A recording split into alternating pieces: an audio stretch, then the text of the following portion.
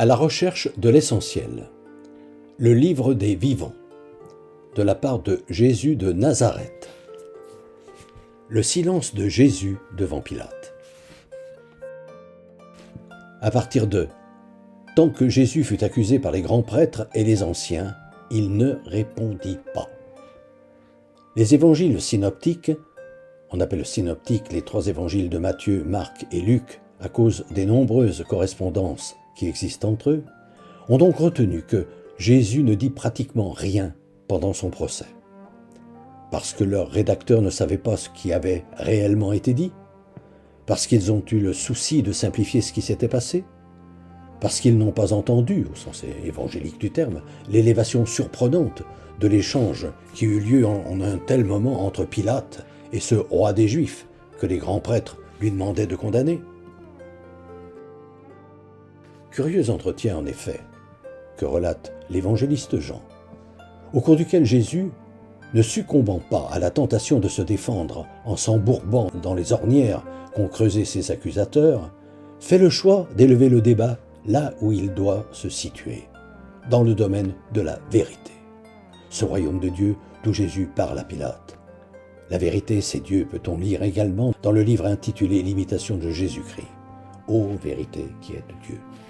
Ce domaine de l'amour de Dieu où Jésus est, d'où il vient, et d'où il tend la main à Pilate, son juge certes, mais qu'il regarde d'abord comme un homme, son frère, au niveau duquel il se met pour l'élever, en lui portant à lui aussi la bonne nouvelle, ce message de paix qu'il a pour mission de diffuser à toutes les nations, comme il le précisera à ses disciples après la résurrection. Car Pilate, en tant qu'enfant du Père, est lui aussi un frère à sauver. D'où l'inattendu de ce qui se dit au cours de cet entretien pour le moins particulier, dont Jean rapporte les propos, comme il rapporta ceux de semblable tonalité que Jésus échangea avec Marie lorsqu'à Cana, elle lui demanda de sauver la fête. Niveau peu accessible, qui peut expliquer que les 3 autres évangélistes se soient contentés de dire qu'au cours de l'entrevue de Jésus et Pilate, il ne s'était pour ainsi dire rien passé.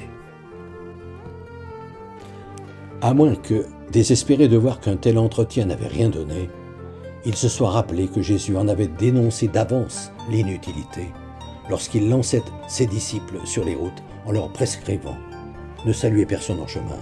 En quelque ville ou village que vous entriez, faites-vous indiquer quelqu'un. En entrant dans sa maison, saluez-la. Si cette maison en est digne, que votre paix descende sur elle. Si elle ne l'est pas, que votre paix vous soit retournée. » Ce qui voulait dire, ne perdez pas votre temps avec ceux qui chicanent, ergotent, se gargarisent de mots, mais n'ont nulle intention de s'élever pour s'améliorer et faire changer le monde. Ne vous laissez pas prendre. Sachez vous taire. À la semaine prochaine.